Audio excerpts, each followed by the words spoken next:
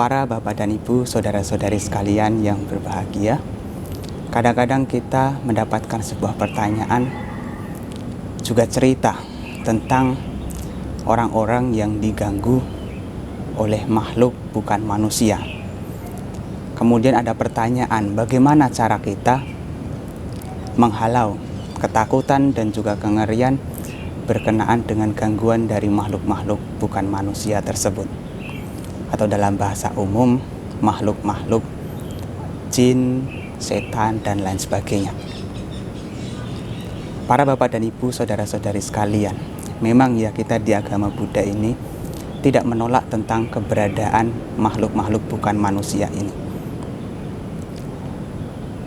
Makhluk-makhluk tersebut memang ada di sekitar kita, hanya saja mereka memiliki fisik dan juga dimensi yang berbeda. Secara alam kehidupan mereka terbagi di dunia yang berbeda. Nah, biasanya apa yang kita sebut sebagai iblis, jin, setan, atau hantu ini termasuk makhluk-makhluk dalam kategori alam menderita. Artinya apa?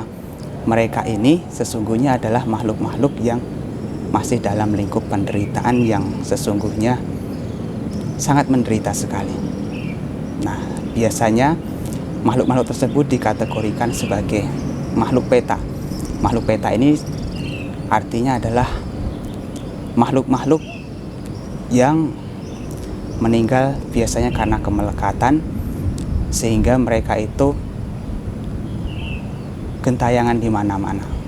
Makanya dalam bahasa Inggris itu disebut sebagai hungry ghost atau setan kelaparan. Sementara makhluk-makhluk lain yang mungkin punya kekuatan lebih, itu biasanya masuknya kategori makhluk-makhluk asura. Nah, sesungguhnya makhluk asura ini dulunya adalah dewa. Cuma karena memiliki tabiat yang tidak baik, kemudian turun derajatnya dan dianggap sebagai makhluk yang berada di alam yang kurang menyenangkan, masih di bawah alam manusia.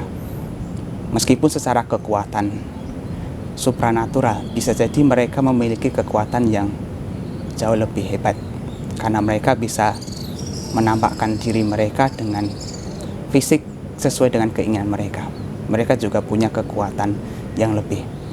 Maka dalam bahasa umum yang disebut sebagai jin atau raksasa atau setan yang memiliki kekuatan lebih ini masuk kategori dalam alam-alam asura. Nah, para bapak dan ibu, saudara-saudari sekalian, bagaimana caranya kita menghalau ketakutan kita apabila kita mendapatkan gangguan yang didapat dari makhluk-makhluk seperti itu? Nah, para bapak dan ibu, saudara-saudari sekalian, ada salah satu kisah di mana kisah ini tertera di dalam kitab Dhammapada Atthakatha atau kitab ulasan dari Dhammapada. Nah, dikisahkan di sana ada seorang anak kecil, hanya dengan keyakinan kepada Sang Buddha, hanya dengan mengucapkan Namo Buddhasa atau terpujilah Sang Buddha, anak kecil tersebut bisa menghalau gangguan dari makhluk amanusa, makhluk bukan manusia, atau makhluk bangsa jin. Dikisahkan di sana sebenarnya ada dua anak kecil. Anak kecil ini biasa menghabiskan waktunya untuk bermain bola. Nah, sangat menarik sekali ceritanya. Dua anak kecil ini sering bermain bola. Yang satu ini biasanya sebelum menendang bola selalu mengucapkan Namo Buddhasa. Sementara yang lain mengucapkan dengan kalimat yang berbeda. Tapi dikatakan anak kecil yang selalu mengatakan Namo Buddhasa ini selalu menang dalam pertandingan. Maka anak yang berikutnya itu setelah mengetahui tentang hal ini, selalu mengingatnya di dalam hatinya dan juga selalu merenungkan kualitas-kualitas agung Sang Buddha. Nah, sejak saat itulah anak kecil itu mulai terbiasa untuk merenungkan kualitas-kualitas agung Sang Buddha. Nah, dikisahkan suatu ketika ia dan ayahnya yang merupakan seorang tukang kayu atau seorang yang mencari kayu di hutan sedang pergi ke hutan untuk mengumpulkan kayu. Nah, pada saat itu ia juga membawa sapi dan juga kereta. Setelah mengumpulkan kayunya, si ayah dan juga anaknya tersebut mampir sejenak di dekat pekuburan, yang mana tempat tersebut juga sebenarnya cukup indah karena terdapat kolam juga air, tersedia air untuk beristirahat. Nah, si ayah ini melepaskan lembunya supaya lembunya itu bisa makan rerumputan di sana. Tanpa mereka sadari, akhirnya waktu beranjak menjadi semakin sore. Nah, si ayah menemukan bahwa ternyata sapinya sudah tidak ada. Nah, akhirnya si ayah ini mencari sapinya sampai ke kota, dan anak kecilnya itu berada tetap di sana di bawah kereta itu sampai malam. Nah, karena ayahnya akhirnya mencari sapinya dan kemudian masuk ke kota sampai malam, gerbang kota itu ditutup dan akhirnya tidak bisa keluar. Maka anak kecil tersebut berada di sana sendirian. Nah, dikatakan tempat itu, tempat daerah Rajagaha itu memang banyak didominasi atau dihuni oleh makhluk-makhluk amanusa. Amanusa itu secara literal berarti adalah makhluk bukan manusia, yang biasa kita sebut bangsa jin, atau ada juga yang menerjemahkan sebagai raksasa, karena dalam bahasa Inggrisnya itu diterjemahkan sebagai demon. Nah, diceritakan ada dua makhluk jin ini atau amanusa, atau bisa kita bilang setan gitu, sedang jalan-jalan setelah mengetahui sesosok anak kecil yang sendirian di sana. Yang satu ini berusaha iseng untuk mengerjainya, untuk menakut-nakutinya, tapi yang satu ini tidak mau. Sesungguhnya sempat dikasih tahu jangan diganggu, tapi yang satu ini karena iseng, secara otomatis menarik kaki anak tersebut. Nah, karena refleks, si anak kecil ini tiba-tiba mengucapkan Namo Buddhasa, yang berarti adalah terpujilah Sang Buddha. Ketika kalimat Namo Buddhasa itu disampaikan, si hantu ini atau jin ini menjadi kaget dan merasa bersalah telah melakukan perbuatan yang seharusnya tidak dilakukan. Nah, akhirnya mereka berdua ini bersepakat untuk melindungi anak ini. Nah, yang satu akhirnya bertugas di sana menjaga anak tersebut sebagaimana ayah dan ibunya. Sementara yang satu lain kemudian pergi ke tempat raja, ke kerajaan, dan mengambil makanan beserta dengan piring yang terbuat dari emas. Ketika itu dibawa, kemudian ditaruh dibawa ke anak kecil tersebut, dan anak kecil tersebut bisa makan.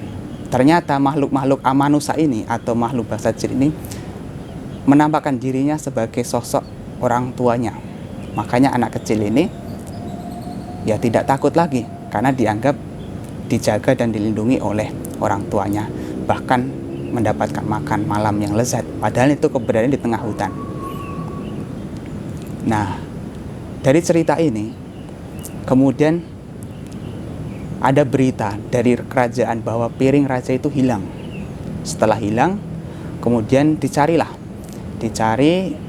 dan ditemukan di kereta anak tersebut. Kemudian anak tersebut dibawa ke kerajaan dan kemudian diinterogasi oleh raja karena ia dituduh sebagai pencuri. Nah, dari situlah kemudian anak kecil menceritakan kisah kejadiannya, bahwa sesungguhnya dua orang yang melindunginya semalam itu adalah makhluk bangsa jin. Tapi karena anak kecil tersebut mengucapkan kalimat Namo Buddhasa, maka makhluk-makhluk jin atau makhluk-makhluk bukan manusia ini melindungi anak tersebut. Kemudian hal ini ditanyakan oleh raja kepada Sang Buddha, apakah dengan mengucapkan atau merenungkan kualitas-kualitas Sang Buddha ini dikatakan sebagai cara menciptakan perlindungan? Kemudian Sang Buddha mengatakan bahwa itu hanyalah salah satu cara. hanyalah salah satu cara untuk menciptakan pelindungan bagi dirinya. Sang Buddha memberikan syair Dhammapada yang berisi 6 hal. 6 hal berkaitan dengan menciptakan perlindungan. Dikatakan, Sang Buddha dengan syair yang sangat menarik sekali mengatakan syair demikian. Sumpa buddhang pabunjanti sadago tamasawaka ye sang diwajaranto ca niccang buddhagata sati. Siswa Sang Gotama atau siswa Sang Buddha sudah sepenuhnya sadar, selalu sadar dan selalu merenungkan kualitas-kualitas Sang Buddha baik siang dan malam dengan penuh perhatian. Ini yang pertama. Yang kedua, Sumpa buddhang pabunjanti sadago tamasawaka ye sang diwajaranto ca niccang dhammagata sati. Siswa Sang Gotama telah sepenuhnya sadar dan dengan sadar baik siang dan malam senantiasa merenungkan kualitas Dhamma. Ini yang kedua. Yang ketiga, Sumpa buddhang pabunjanti sadago tamasawaka ye sang diwajaranto ca niccang sanggagata sati. Siswa Sang Gotama telah sepenuhnya sadar dan dengan penuh kesadaran senantiasa merenungkan kualitas sangga dengan penuh perhatian. Ini yang ketiga. Yang keempat, Sumpa buddhang pabunjanti sadago tamasawaka ye sang diwajaranto ca niccang kayagata sati. Siswa Sang Gotama telah sepenuhnya sadar dan dengan sadar baik siang dan malam senantiasa merenungkan tentang sifat-sifat tubuh jasmani. Ini yang keempat. Kemudian yang kelima, Sumpa buddhang pabunjanti sadago tamasawaka ye sang diwajaranto ca awihingsaya rato mano. Siswa Sang Buddha atau siswa Sang Gotama telah sadar dan dengan sadar baik siang dan malam senantiasa menjaga pikirannya atau pikirannya senantiasa dalam batin senang terhadap tanpa kebengisan atau tanpa kebencian. Ini yang kelima. Kemudian yang keenam, Sumpa buddhang pabunjanti sadago tamasawaka ye sang diwajaranto ca bhavanaya rato mano. Siswa Sang Gotama telah sadar dan dengan sadar baik siang dan malam senantiasa merenungkan atau senantiasa berada dalam batin yang menyenangi meditasi. Nah, dari syair itulah 6 itu yang menjadi perlindungan bagi kita yang barangkali bisa diganggu oleh gangguan oleh makhluk-makhluk bukan manusia ini. Nah, dari kisah inilah sesungguhnya kita bisa belajar tentang bagaimana cara kita menghalau ketakutan ketika kita barangkali sedang diganggu oleh makhluk-makhluk bukan manusia tersebut. Yang pertama tadi adalah merenungkan sifat-sifat agung Sang Buddha, yaitu yang terdiri dari kalimat yang diawali dengan iti piso bhagawa arahang samma sambuddho wijacarana sampanno dan lain sebagainya. Kemudian mengingat kualitas dari Dhamma yang bisa diawali dengan swakato bhagavata dhammo sandintiko akaliko dan lain sebagainya. Kemudian yang ketiga adalah mengingat atau merenungkan kualitas sangga yang biasanya diawali dengan kalimat Supatipanno Bhagavato Sawaka Sanggo, Ujupatipanno Bhagavato Sawaka Sanggo, dan lain sebagainya. Nah, kemudian yang keempat adalah dengan perenungan terhadap jasmani, yaitu merenungkan secara sebenarnya tentang sifat dari jasmani ini yang terdiri dari 32 bagian-bagian tubuh yang menjijikkan, yang biasanya terdiri dari kesa, loma, naka, danta, taco, dan lain sebagainya. Kemudian yang kelima adalah pikiran yang disertai dengan tanpa kekerasan. Batin yang tanpa kekerasan ini artinya adalah pikiran yang disertai dengan karuna. Nah, jadi seseorang yang senantiasa merenungkan tentang karuna atau memiliki sifat welas asih ini bisa dijadikan sebagai cara untuk menghalau ketakutan, karena itu bisa menjadi proteksi atau perlindungan bagi dirinya dari gangguan dari makhluk bukan manusia. Nah, kemudian yang keenam adalah pikiran yang menyenangi bawana. Nah, bawana di dalam kitab ulasannya itu disebutkan bahwa di sana yakni adalah meta bawana, pengembangan meditasi cinta kasih atau pengembangan batin dengan objek adalah cinta kasih, senantiasa merenungkan semoga semua makhluk hidup berbahagia. Itulah 6 hal yang disampaikan di sini berkenaan dengan bagaimana menciptakan perlindungan. Jadi dari kalimat Namo Buddhasa tadi, anak kecil bisa menghalau gangguan-gangguan dari makhluk amanusa, makhluk bukan manusia tadi. Nah, sesungguhnya kalau kita membaca di literatur lain ya, seperti di Wisuddhimagga, di sana ada penjelasan mengenai 4 meditasi perlindungan. Catura Raka Kamatana, yaitu mengenai 4 jenis meditasi yang bisa dijadikan objek untuk perlindungan. Dan biasanya ini dipraktikkan oleh para biku sebelum mereka bermeditasi di tempat yang baru, atau bermeditasi di tempat-tempat yang barangkali kategorinya angker atau menyeramkan. Nah, 4 meditasi tersebut, yang pertama adalah meditasi Buddhanusati. Jadi seseorang itu dalam meditasinya senantiasa merenungkan sifat-sifat luhur dari Sang Buddha yang biasa kita bacakan, yaitu Buddhanusati, yang diawali dari Iti Piso Bhagawa Arahang Sama Sambuddho dan lain sebagainya. Nah, yang kedua itu adalah meditasi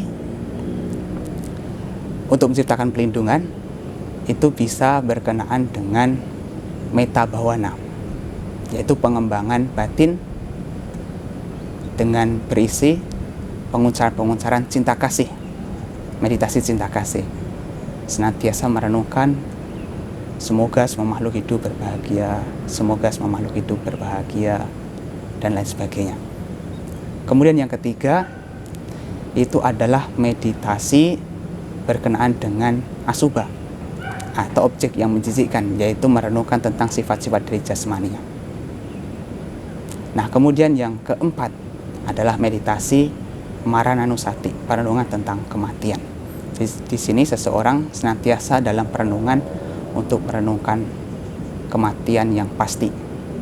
Nah, 4 meditasi ini dikatakan sebagai 4 meditasi perlindungan dan biasa dipraktikkan oleh para biku yang barangkali mau bermeditasi di tempat-tempat yang cukup mengerikan. Nah, biasanya di Sri Lanka terdapat syair yang sangat menarik yang senantiasa dilafalkan atau dilantunkan setiap membacakan parita. Namami Buddhang Guna Sagarantang Sabbe Sata Honto Suki Avera Kayo Jigunjo Sakalo Dugando Gacanti Sabbe Maranang Ahangca. Terpujilah Sang Buddha yang memiliki kualitas yang sangat luas, bagaikan sagara atau samudra. Semoga semua makhluk terbebas dari kebencian dan senantiasa bahagia. Tubuh ini memang menjijikkan. Kemudian semua makhluk pasti akan bergerak menuju kematian, termasuk saya. Nah, kalimat ini juga senantiasa direnungkan karena itu mengandung unsur yaitu 4 meditasi perlindungan. Dan ini bisa dipraktikkan apabila kita ingin bermeditasi di tempat yang baru. Nah, para bapak dan ibu, saudara-saudari sekalian, itu berkenaan dengan 4 meditasi perlindungan yang sesungguhnya isinya juga hampir sama dengan 6 hal tadi yang disebutkan di dalam kitab ulasan dari Dhammapada. Nah, kalau kita melihat di sutta yang lain yang cukup terkenal untuk menghalau ketakutan kita terhadap makhluk bukan manusia, makhluk halus, itu adalah Dajaga Sutta. Nah, di sana dalam Parita biasanya kita juga membacakan Dajaga Parita. Dikatakan dengan syair yang sangat menarik sekali. Aranye rukka mulewa sunyagarewa bingkavo anusareta sambundang bayang tumha kanosia. Wahai para biku, baik di hutan, di tempat yang sunyi atau tempat yang kosong, atau di bawah pohon ketika sedang bermeditasi, ingatlah Sang Buddha, maka ketakutan dan kengerian atau bulu kritik yang merinding akan lenyap. Kemudian dikatakan lebih lanjut, no cebundang sareyata loka jentang narasabang atta dhammang sareyata niyanikang sudesitang. Apabila tidak mengingat Sang Buddha, sesepuh jagat, ingatlah Dhamma yang telah dijelaskan dengan baik yang menuntun pada pembebasan. Kemudian juga dikatakan, no cedammang sareyata niyanikang sudesitang atasanggang sareyata punyakentang anuttarang. Apabila tidak mengingat Dhamma, ingatlah Sangga yang merupakan ladang yang paling subur dan tiada bandingnya bagi umat manusia, ladang kebajikan. Karena Sangga ini dikatakan memiliki kebajikan yang luas sekali, ladang untuk menanam kebajikan yang tiada bandingnya. Nah, 3 hal ini yang menjadi perlindungan. Maka dikatakan hewang buddhang sarantanang dhammang sanggan cabingkawo bayang wa cambitatang wa lomahang sonahe satiti. Dengan senantiasa merenungkan atau mengingat Buddha, Dhamma, dan Sangga, inilah kita bisa terbebas dari ketakutan dan kengerian. Dan juga bulu kuduk yang merinding ini menjadi lenyap. Nah, para bapak dan ibu, saudara-saudari sekalian, itulah yang bisa kita praktikan bagi kita yang barangkali mengalami ketakutan terhadap makhluk-makhluk bukan manusia, atau barangkali kita sedang mendapat gangguan dari makhluk-makhluk bukan manusia. Cara yang paling sederhana sebagaimana yang dipraktikkan oleh anak kecil dalam cerita tadi, itu cukup mengucapkan Namo Buddhasa.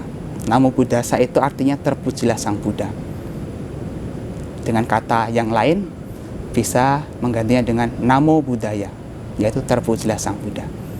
Dengan kata yang lain, Namato Buddhasa, hormatku kepada Sang Buddha. Nah, di sini bisa kita terapkan ketika kita mungkin berada di tempat yang barangkali asing, atau mungkin kita sedang mendapat gangguan dari makhluk-makhluk bukan manusia. Dan memang itu sangat bagus sekali, karena di sutta-sutta yang lain seperti di Attanatya Sutta itu juga ada beberapa kisah yang berkenaan dengan gangguan-gangguan dari makhluk-makhluk lain, dari para yaka dan makhluk-makhluk yang lainnya. Nah, di sana itu hal yang bisa dilakukan adalah dengan mengingat Buddha-Buddha yang biasa diawali itu Vipassasi sanamanto cakkumantassa sirimato sike sapi namato sabba buddhano kampino wesabussa namato nattakassa tapassino namanto kaku sandassa marase nampamadino, dan lain sebagainya. Jadi nantian kalian bisa, kita semua kalau misalnya berada dalam ketakutan, kita bisa membacakan parita tersebut. Nah, saya rasa itu ya para bapak dan ibu saudara sekalian, berkenaan dengan gangguan dari makhluk-makhluk bukan manusia dan bagaimana cara kita menyikapi gangguan-gangguan tersebut. Supaya kita terbebas dari ketakutan, kita perlu senantiasa menjaga pikiran kita dalam perenungan mengenai kualitas Agung Sang Buddha, Dhamma Sangha, tentang jasmani ini, tentang cinta kasih, dan juga karuna. Dan ini bisa kita praktikkan dimanapun kita berada.